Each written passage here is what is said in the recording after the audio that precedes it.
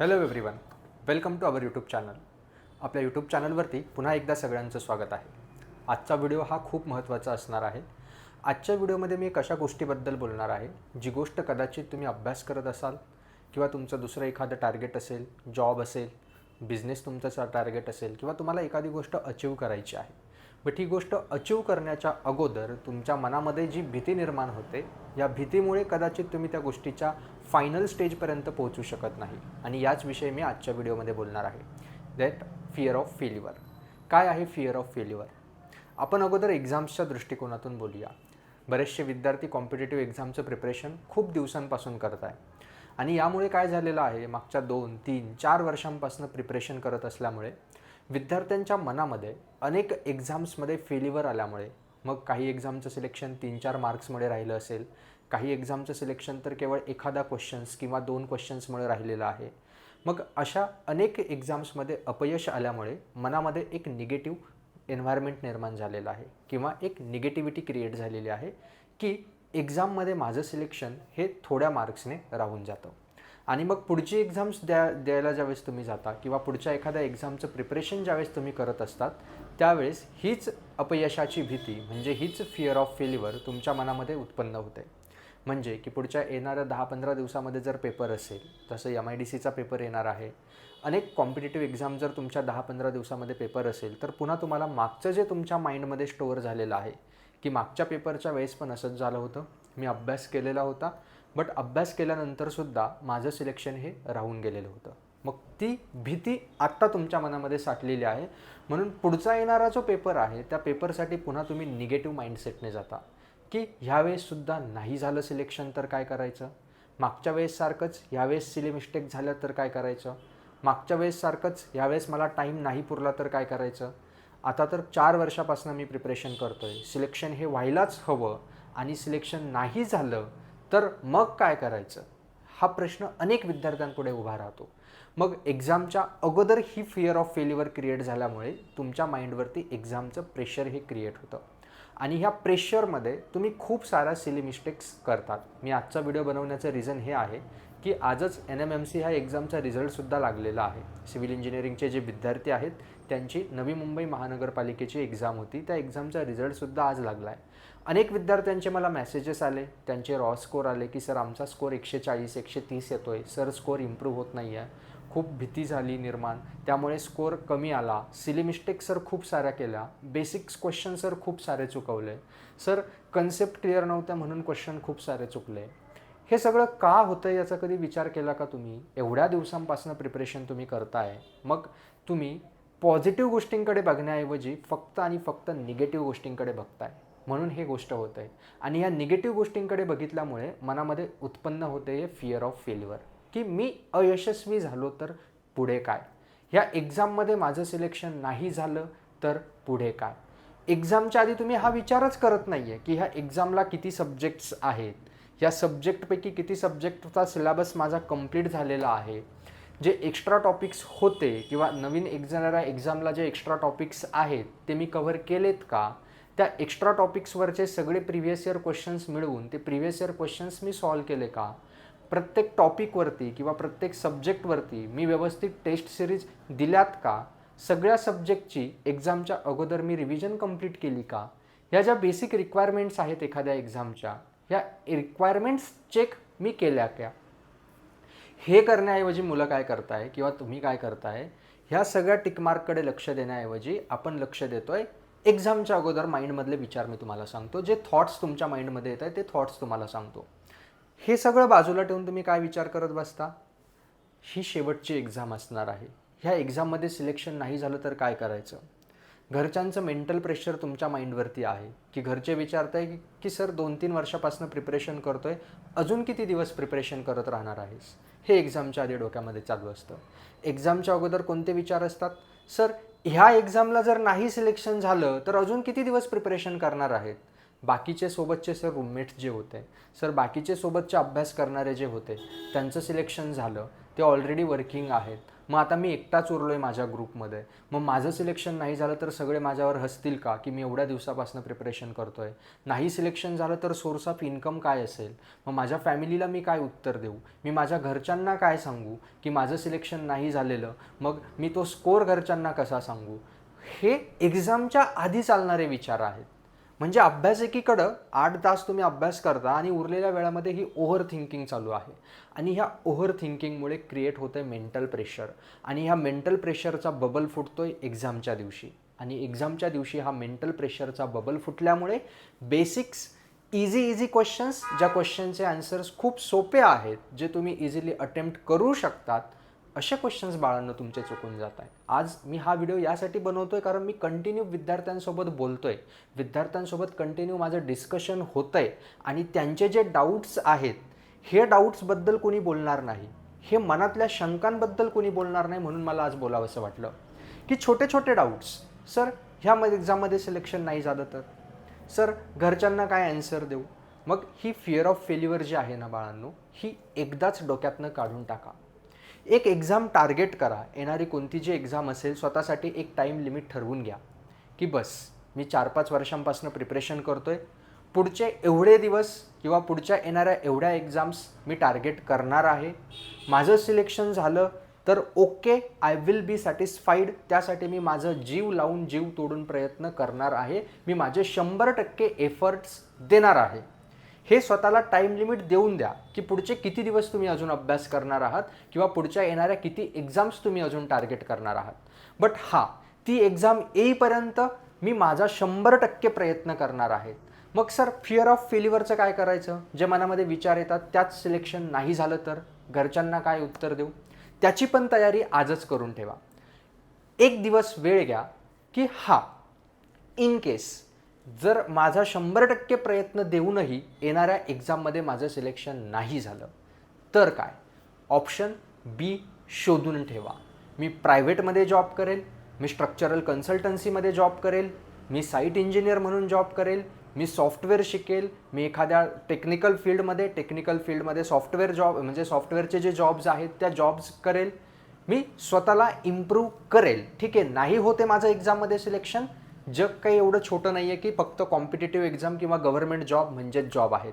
याच्या व्यतिरिक्तही खूप सारे चांगल्या पॅकेजेसच्या चांगल्या नोकऱ्या आहेत सिव्हिल इंजिनिअरिंगमध्ये सुद्धा.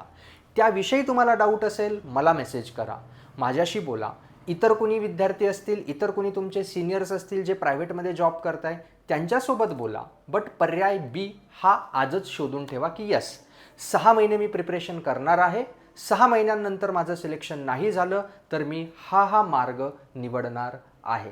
That's it. आणि आज नंतर एक्झामचं प्रिपरेशन करत असताना किंवा एक्झामला जाण्याच्या आदल्या दिवशी कुणीही विचार करणार नाही आहे की ह्या एक्झाममध्ये माझं सिलेक्शन झालं नाही तर काय. ते क्लिअर करून टाका. नाही सिलेक्शन झालं तर काय करायचं आहे, कारण ते एकदा जर तुम्ही क्लिअर केलं ना, मग तुमचं फुल कॉन्सन्ट्रेशन हे तुमच्या एक्झामवरती राहील बाळांनो. का, कारण तुम्ही जर कॉन्सन्ट्रेशनने अभ्यास नाही केला, तुम्ही जर फिअर ऑफ फेल्युअर मनामध्ये ठेवली की पुढे काय, तर त्याचा परिणाम ऑटोमॅटिकली तुमच्या एक्झाम डेवरती होतो. पालकांशी बोलून घ्या, तुमच्या आईवडिलांशी बोलून घ्या की मी एवढ्या दिवसापासून प्रिपरेशन करतो आहे किंवा मी एक्झामचं प्रिपरेशन करतो आहे, मला अजून एवढा वेळ हवा आहे, तुमच्याकडनं एवढे दिवस अजून मला फायनान्शियल मदत हवी आहे, मी माझे 100% देणार आहे, याच्यामध्ये मला कुठलाही डिस्टर्बन्स नको आहे, त्यानंतर मात्र मी कमवायला सुरुवात करेल. हे घरच्यांनाही स्पष्ट सांगून द्या. त्यांचा टेन्शन घेऊ नका, ते तुमच्यासाठीच करताय. त्यांच्याशी व्यवस्थित बोला, त्यांना समजावून सांगा की मी एखादी गोष्ट का करतोय किंवा किती दिवस मला अजून प्रिपरेशन. तुम्ही म्हणता ना की सर घरचे सारखे विचारता अजून किती दिवस, त्यांना सांगून द्या अजून किती दिवस. आणि त्यानंतर काय ते पण सांगून दे की त्यानंतर मी ही गोष्ट करणार आहे. ते नंतर काय करायचं ते आपण बघूया. ते माझ्याशी बोला, अजून कुणी असतील त्यांच्याशी बोला. बट फिअर ऑफ फेल्युअर जी आहे ना बाळांनो, ही फिअर ऑफ फेल्युअर माइंडमधनं आजच तुम्हाला काढून टाकायची आहे. होतं काय आहे माहिती आहे का, मी तुम्हाला सिक्वेन्स सांगतो परत एकदा.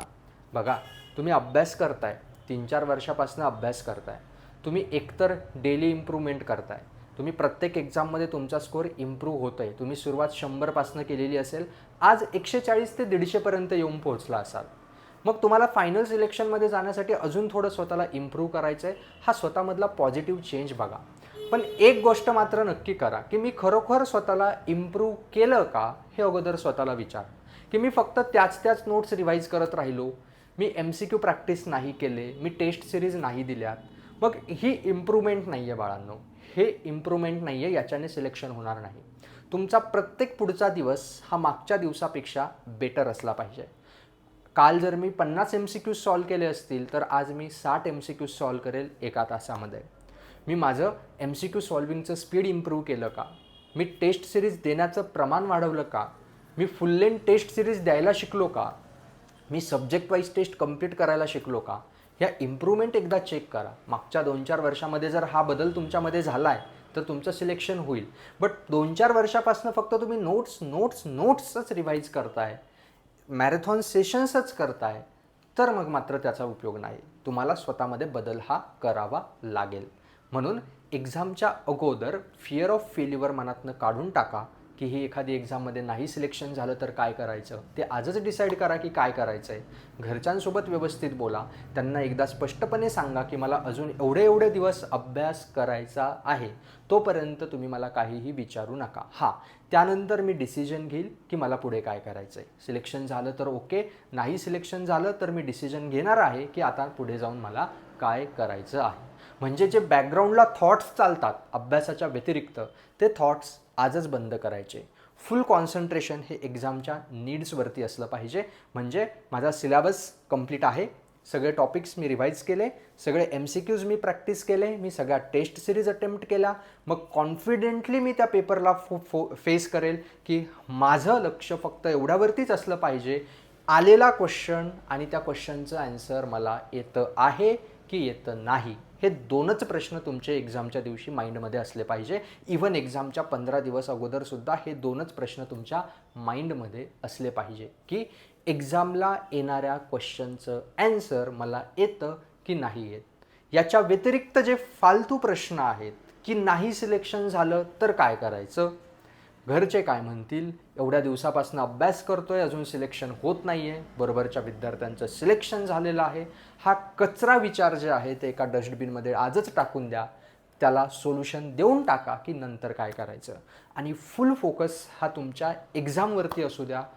8-10 तास जो अभ्यास करताय त्या वेळामध्ये फक्त अभ्यासच करा. पॉझिटिव्ह माइंडसेट तयार करा आणि ह्या पॉझिटिव्ह माइंडसेटने एक्झामला जा. मनातली अपयशाची भीती ही आजच काढून टाका. तर तुमचा स्कोर इम्प्रूव्ह होणार आहे, तर तुम्ही कॉन्फिडंटली पेपरला सामोरे जाणार आहात. म्हणून पेपरला जाण्याच्या अगोदर तुमचा माइंडसेट खूप जास्त मॅटर करतो आणि पॉझिटिव्ह माइंडसेट डेव्हलप करण्यासाठी तुम्हाला काय करायचं आहे, आजपासून प्रयत्न करायचे आहे. आणि पॉझिटिव्ह माइंडसेट हा डेली टार्गेट्स कंप्लीट केल्यानंतर तयार होतो. म्हणजे सर आज ठरवलं होतं 1 सब्जेक्ट रिवाईज करायचा आहे, 100 MCQ सॉल्व करायचे आहे, 1 टेस्ट द्यायची आहे. हे सगळं जर कंप्लीट झालं, त्याला व्यवस्थित टिकमार्क केलं तर पॉझिटिव्ह माइंडसेट तयार होतो. उद्याचं प्लॅनिंग आज करून ठेवा. उद्या काय काय काम करायचं आहे ते आजच ठरवून ठेवा. तेवढं काम जर उद्या केलं तर उद्या इव्हिनिंगला तुम्हाला शांतपणे झोप येईल. पुन्हा हे डेली रिपीट करा. जर टार्गेट नाही कंप्लीट झालं तर निगेटिव्ह थॉट्स येणार की आज माझा अभ्यास नाही झाला. अभ्यास नाही झाला की विचार येणार, माझं सिलेक्शन नाही झालं तर काय होईल. माझं सिलेक्शन नाही झालं हा विचार आला तर निगेटिव्ह विचार तयार होणार, निगेटिव्ह माइंडसेट तयार होणार. एक्झामच्या दिवशी सिली मिस्टेक्स करून येणार. हे सगळं कसं अवॉइड करायचं, डिस्ट्रॅक्शनला बाजूला ठेवा. मोबाईलमधलं रील बघणं कमी करा. मी म्हणेल मोबाईलमधले रील्स बघणं बंद करा. डिस्ट्रॅक्ट होऊ नका. ठीक आहे. एक्झामच्या 15 दिवस अगोदर व्यवस्थित टाईम टेबल ठेवा. महिनाभर अगोदर व्यवस्थित टाईम टेबल ठेवा. टार्गेट्स कंप्लीट करा. पॉझिटिव्ह माइंडसेट तयार होईल आणि हा पॉझिटिव्ह माइंडसेट तुम्हाला एक्झाममध्ये खूप जास्त मदत करेल. ज्या विद्यार्थ्यांचं एक्झाममध्ये सिलेक्शन होत असतं, इवन माझा स्वतःचा पर्सनल एक्सपिरियन्स आहे. गेटच्या पेपरच्या अगोदर ज्या गेटमध्ये माझी ऑल इंडिया रँक 39 आली, त्या पेपरच्या आदल्या दिवशी मी खूप रिलॅक्स होतो. का? कारण मी सगळे चेकबॉक्स हे टिक केलेले होते आणि नाही सिलेक्शन झालं तर काय करायचं हे सुद्धा माइंडमध्ये क्लिअर केलेलं होतं.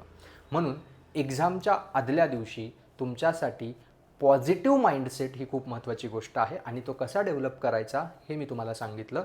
फिअर ऑफ फेल्युअर, अपयशाची भीती मनातनं काढून टाका आणि एका पॉझिटिव्ह माइंडसेटने प्रत्येक एक्झामलाच काय पण आयुष्यालाही सामोरे जा.